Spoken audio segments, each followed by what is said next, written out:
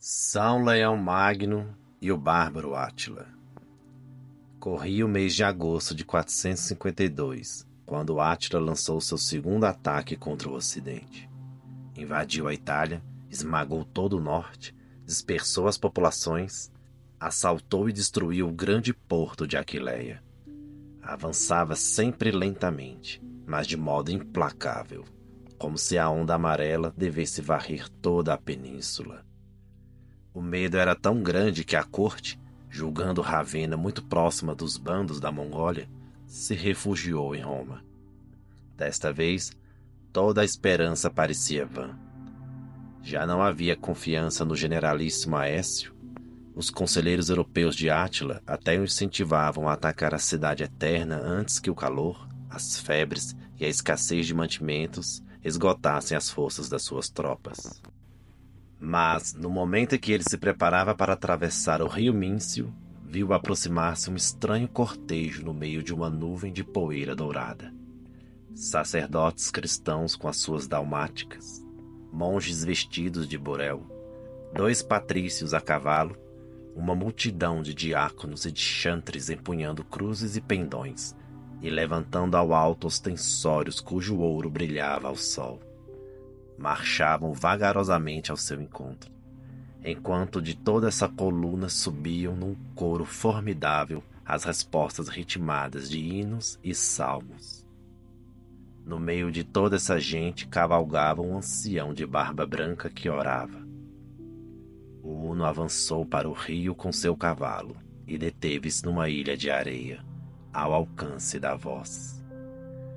A estranha delegação esperava na outra margem. "Como te chamas?" gritou Átila ao ancião. "Leão, Papa." Os cantos haviam cessado. Átila hesitou um momento, atirou o cavalo para a água e chegou à outra margem. E o Papa foi ao seu encontro. Esta é a cena, digna de ser lembrada pela imaginação popular, que define e resume bem, ainda que um pouco brevemente, a ação do Papa São Leão I, o Grande. Perdida toda a esperança terrena, este homem de Deus tinha sido encarregado pelo imperador Valentiniano III de tentar deter a invasão amarela, e conseguiu ser bem-sucedido numa empresa em que o êxito parecia impossível. Átila retirou-se, mediante a promessa de um tributo. Talvez tivesse razões estratégicas para essa retirada, principalmente o enfraquecimento do seu exército e o receio de se afastar mais das suas bases. Para explicar a súbita retirada dos hunos, depois começou-se a dizer que, enquanto o Papa falava com Átila, este teria visto por trás do seu interlocutor um personagem vestido de branco, como um anjo, que lhe apontava uma espada ameaçadora. Não sabemos qual foi o argumento que São Leão empregou contra o bárbaro supersticioso. Lembrar-lhe-ia a sorte desastrosa de Alarico, depois de ter saqueado a cidade? É pouco provável. Nunca saberemos como se desenrolou o diálogo entre os 2 homens. "Agradeçamos a Deus", disse Leão ao imperador, ao regressar da sua missão, porque nos salvou de um grande perigo.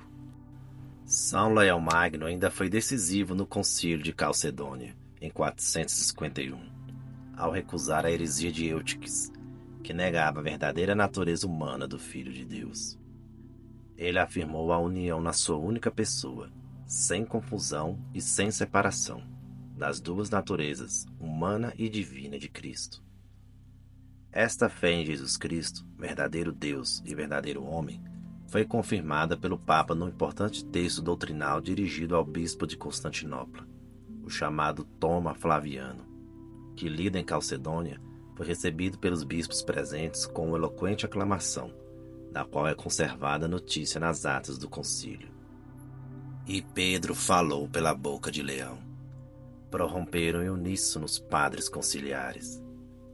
Mais um belo capítulo da história da Igreja Católica se descortinava perante os homens e o papado cada vez mais consciente de ser o sucessor de Pedro. Este papado romano, cuja primazia a Igreja reconhecera desde os tempos de São Pedro, Esta autoridade de que já Santo Inácio de Antioquia, no ano 106, falava com tanta veneração.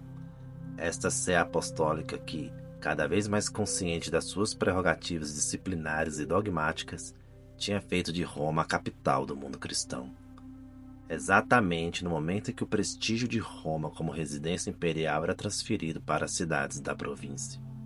Que importante papel não ia desempenhar agora?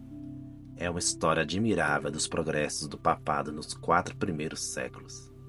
Desse papado que, sem inovar nos princípios, sem se afastar da linha traçada pelo próprio mestre em algumas frases definitivas, e por mais que alguns papas tivessem passado a história como personalidades um pouco apagadas, tendeu obstinadamente a alargar a sua projeção e a assumir em plenitude os seus direitos e responsabilidades. No grave momento em que a civilização deslizava para o abismo, era da maior importância que Santo Ambrósio tivesse podido escrever: Onde está Pedro, lá está a Igreja. E que das últimas palavras de um sermão de Santo Agostinho se tivesse podido extrair naturalmente a célebre fórmula: Roma locuta, causa finita. Roma falou, a causa está encerrada.